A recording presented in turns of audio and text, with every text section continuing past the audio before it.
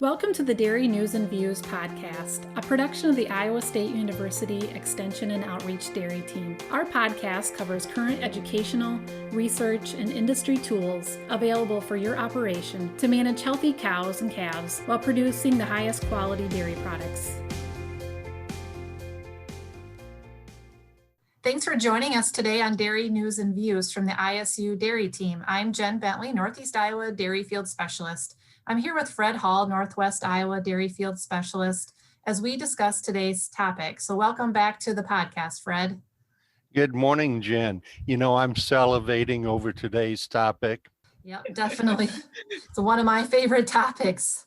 We're delighted to have on our podcast today Dr. Stephanie Clark, ISU Food Science and Human Nutrition, Virginia M. Gladney Endowed Professor, as we talk about one of my favorite dairy products, ice cream, and along with other assorted dairy food topics. So welcome to our podcast, Dr. Clark. It's a pleasure to be here with you guys. Yeah, so Stephanie, before we dip into the ice cream, can you just give us a little... I like that dip. I like that. Very good. Yep. Yeah, so before we dip into the ice cream, you want to give our audience some background about yourself and your role at ISU? Sure. Well, hello, listeners. This is my first time. Good to be with you. I grew up on a small farm in Massachusetts, and my main 4-H project was dairy goats. And so I wanted to work with animals when I went to college, and that I did. I started up in New York at Cornell University, where I earned my bachelor's degree in animal science. Then I went on to study goat milk, various aspects of goat milk for my master's degree and PhD in food science at the same institution. Before I joined the faculty here at Iowa State University 11 years ago, I was on faculty at Washington State University for 11 years.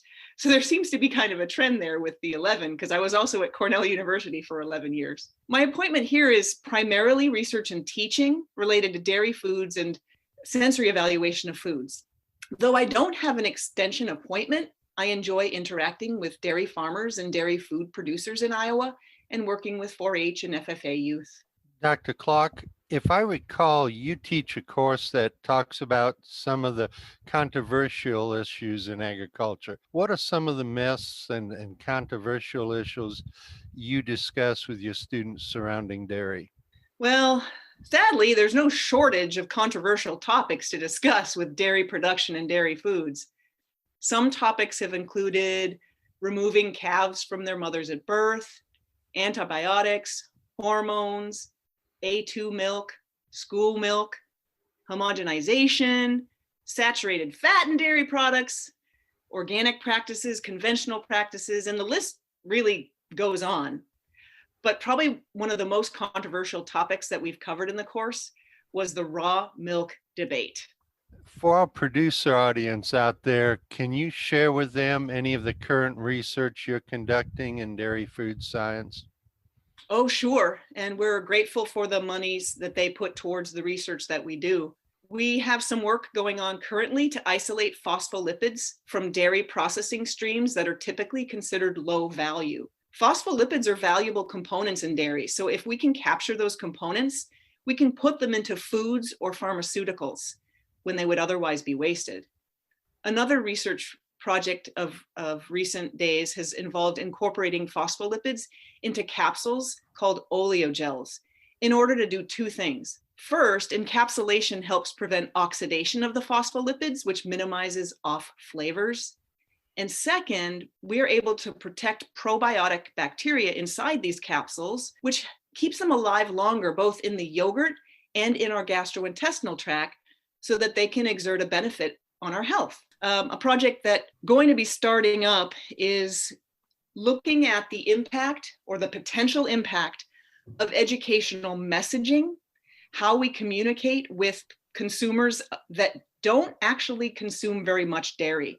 So we're really trying to reach those folks who either think or actually do have an intolerance or an allergy, and trying to bring them back to dairy.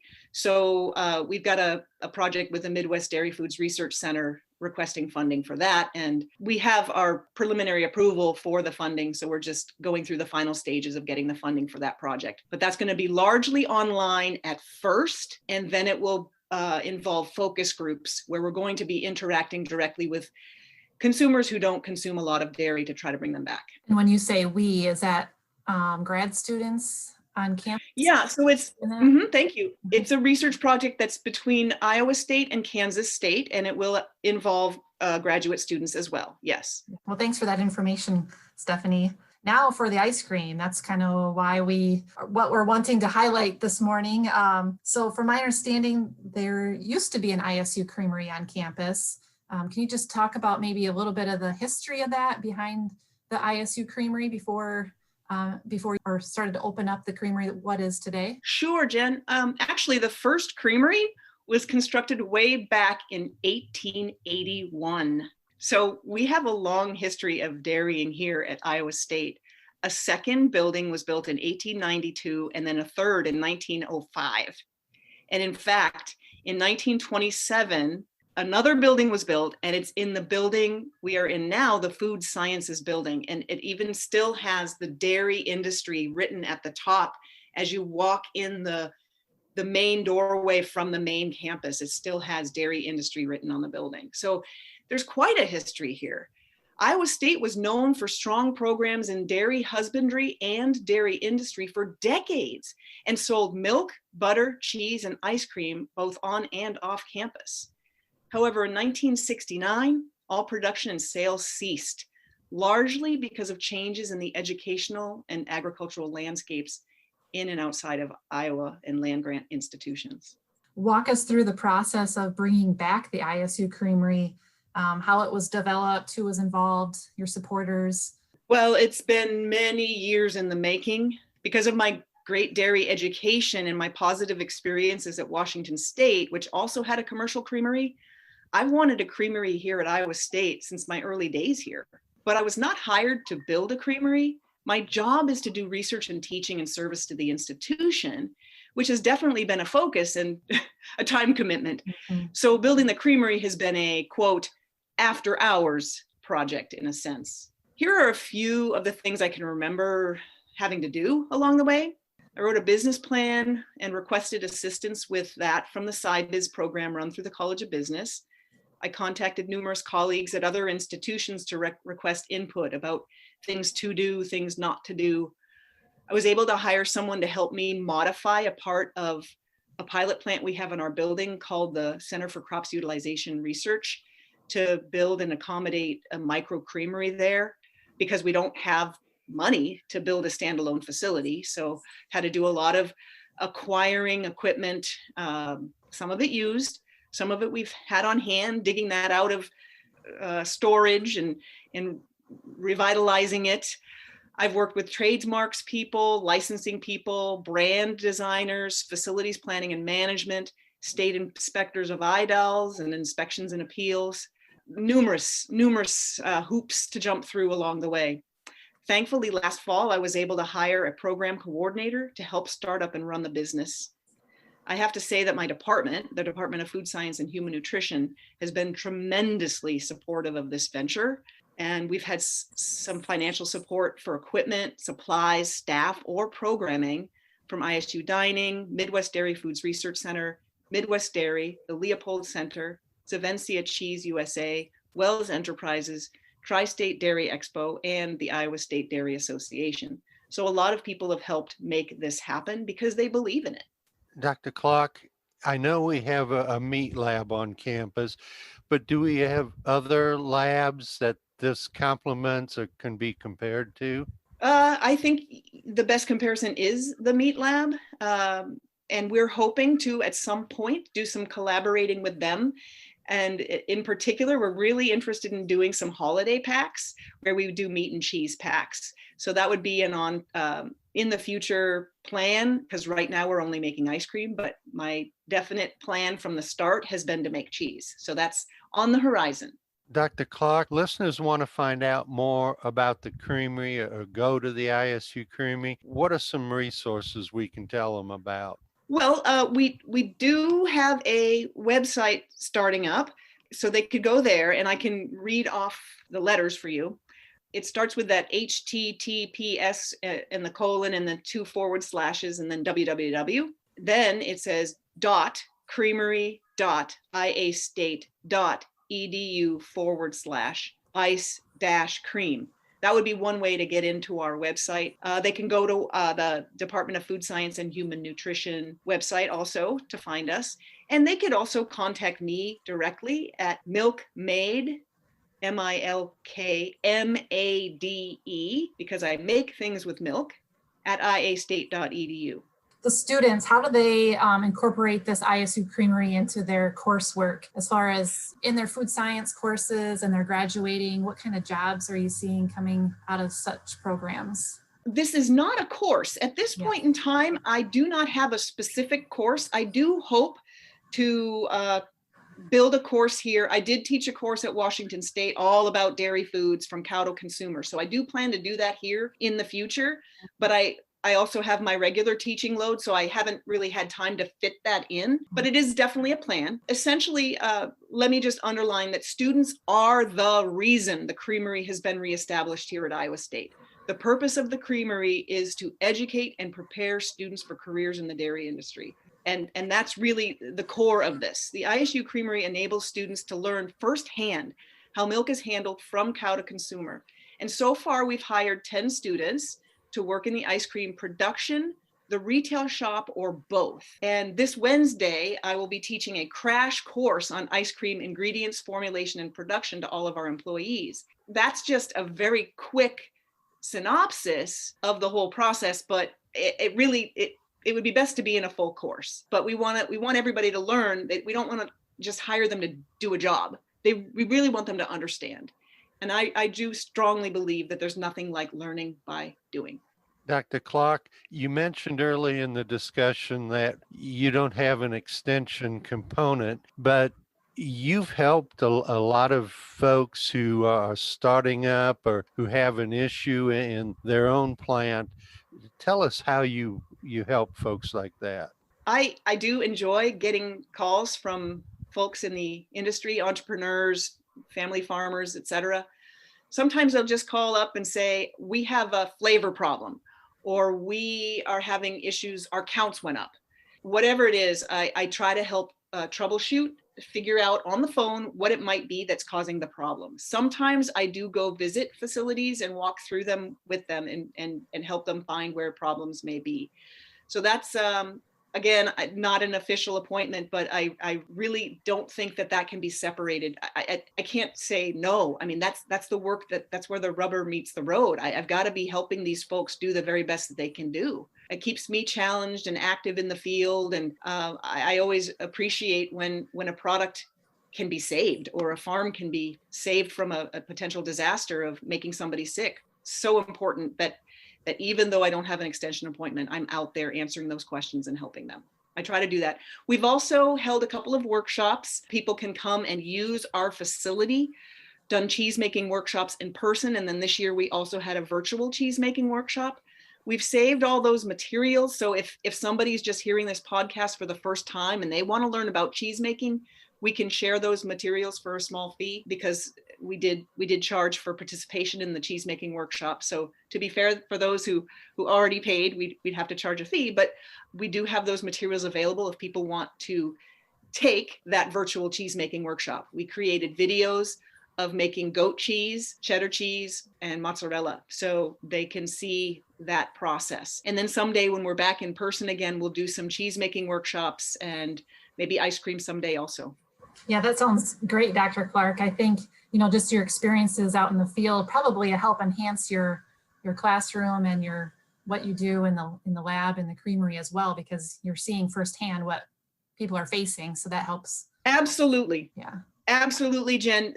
I have definitely shared stories of those experiences, those firsthand experiences that people have in the field when I'm teaching. I don't use names, but I share those experiences all the time because they're really the reality of our industry. I noticed this summer you were having an ice cream flavor contest. So you want to talk a little bit about how that was brought about and how were those flavors did? Definitely. When COVID-19 came to campus in the spring, and especially when people were closed in, I wanted to do something to add cheer to people's lives. That is when I thought of the Ice Cream Flavors of Iowa State Colleges contest. Sarah, the program coordinator of the Creamery, and I invited all college deans to serve as judges, and any student, past or present, faculty or staff member of Iowa State was welcome to enter. The product concept had to be explained completely, along with how and why it represented their college. The winners were announced via a Facebook Live event. And do you actually want to know what the winners are? Are you curious? Absolutely. I can tell you. Curious. Okay, all right. So let me get the official names. College of Business winners created Business Brew. It's an espresso and vanilla ice cream with chocolate covered almonds and fudge swirls. The College of Agriculture winning entry is Pasture Bedtime, which is mocha flavored custard with chocolate chips and caramel swirls. The Engineering College is Marston Mash, which is sea salt caramel flavored ice cream with brownie bits and fudge swirls. The College of Design winner is Lunar Lavender, which is lavender ice cream with honey swirls. The Graduate College winner is Alma Mater Baklava, which is pistachio praline ice cream with bits of pistachios and honey granola. The College of Liberal Arts and Sciences winner is Lemon Berry Blast. It's lemon frozen yogurt with raspberry swirls and bits of raspberries. The Vet School winning entry is White Chocolate Squirrel, which is white chocolate ice cream with swirls of hazelnut spread and hazelnut pieces. And finally, the College of Human Sciences winning entry is Human Sci Sweet Cherry Pie, which is sweet corn custard with swirls of cherry pie filling and graham cracker crust pieces. Yummy, right? Those sound amazing.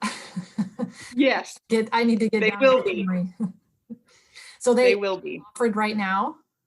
Are you offering those right now in the Creamery? Well, because of COVID, believe it or not, we've had a delay in releasing the college ice creams simply because the packaging didn't arrive. So because we are a commercial facility, we must display all of our products in proper packaging, which means it has to have a principal display panel that indicates the name of the product. And then we have to have the nutrition facts, the ingredients, and the allergen statement. And for these flavors, we're going to do 8-ounce size. We promised to sell them in the Student Innovation Center in 8-ounce packaging. And we've been waiting since April for the 8-ounce packaging, and they're finally going to arrive next week. So we're processing all of these products from scratch next week. All of our products, every single one of our products is from scratch. We're not making these from a commercial mix. And that's partly what makes it special and why the students really learn the whole process. Yeah, I think, Fred, we need to have a dairy team in service to campus, to the Creamery, right? Absolutely. Yeah. I'm ready. But you've probably had visitors there already taking tours and things. Sure. We've been open since August 21st. We had our grand opening that day, and we invited lots of folks from around the state to come, and it's been fabulous. We've had a lot of alumni come from all over the place because they remember when a creamery was here, and we love when they introduce themselves to us. So it's been really, really great. I should tell the listeners that we're open on Monday, Tuesday, Thursday, and Friday. We are not open on Wednesdays because we're honoring the tradition of the Dairy Science Club selling their ice cream over in Kildee on Wednesdays. So we have made it very clear to them that we do not want to compete with them. In fact, we've been working closely with them to try to give them the opportunity to potentially produce their product over in our micro creamery rather than making their product over in the meat lab, which is what they've traditionally done. So we're trying to work something out. They're not making any product now because of COVID. They've decided to take the fall off, but we hope to work together in the future.